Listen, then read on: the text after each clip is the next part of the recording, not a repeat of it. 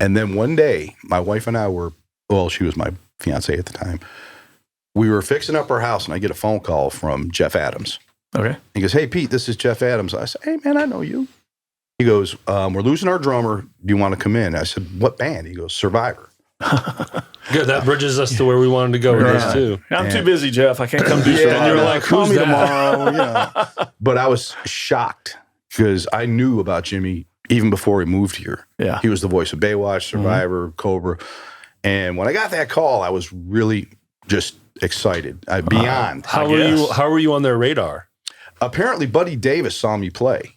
Who Buddy is he? Davis is the original guitar player for the band called Target. Yep. And he threw me to Jimmy, and then Jimmy had Jeff call me. They sent me a live tape, and I shedded on it for weeks. And I finally got to do the audition. And Dave Morshak plays into the story because he owned that studio. Okay. And I get there, and I'm setting up, and Chris Adamson was the guitar player, Jeff, and me. And it was just the three of us. Hal Butler, the keyboard player, wasn't there at the time. So we went and we played all the songs, and they went, "Jimmy's going to love you." And I was like, thank God. So Jimmy and Hal came in, and Jimmy saw how nervous I was. He could read it. Sure. Because I was starstruck. That was Jimi Jamison. Mm-hmm. We didn't even do one of the rockers first. He wanted to do a ballad. He wanted to find out what kind of ballad player I was. Here you are, all tense and amped up. Sweating. And he saw it. He read it. So he goes, "We'll do In Good Faith," which is on 1 Second's Count. Okay. Survivor.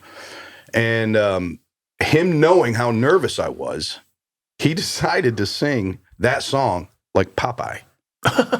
He sang the whole song because he's known for being a Popeye, imitator. Okay. Really? Yeah. I did not know this. Well, not professionally, but sure. it's just In one of those circles. That's Hey, what he Jimmy, did. do Popeye. Yeah. Yeah. So when he saw how nervous I was, he did that, and that immediately broke the ice. I bet. Because hearing that voice coming from that monitor, it's almost surreal. Right. You know what I mean? It's you're hearing that voice. It's like, my gosh.